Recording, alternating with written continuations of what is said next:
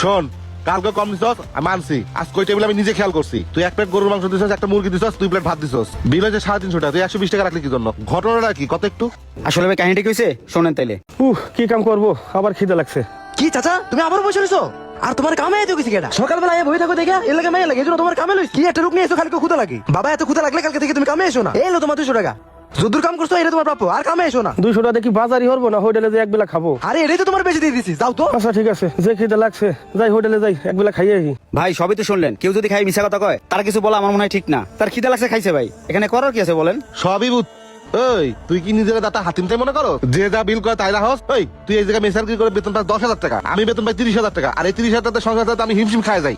আর তুই বউ বাচ্চাটা চলস কেমনে? আমার সংসার ভাই আল্লাহ তাআলা চালায়। নির্বাচন করবা নাকি? করো, কোনো সমস্যা নাই। এই যে আমি খাতায় লিখে রাখতাছি, মাস শেষে তোমার বেতন দিয়ে কাটিয়ে নেবো, বোঝো নাই? যাও। আচ্ছা ভাই কাইটেন। আইসে দাদা হাতিম তাই।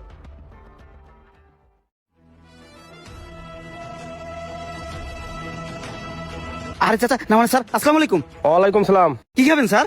আজকে আমি খাইতে আহি নাই, আজকে তোমাকে দেখতে এলাম। দেখতে আইছেন মানে বুঝলাম না। আর ভাই আপনি এখানে?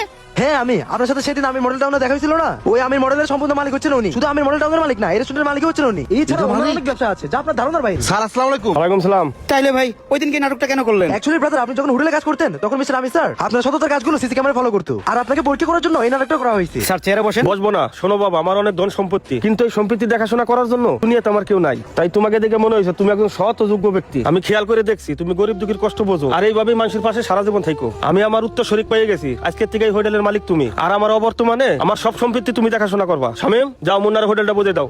মুন্না যাও। জি আসসালামু আলাইকুম। ওয়ালাইকুম সালাম। ঠিক আছে স্যার।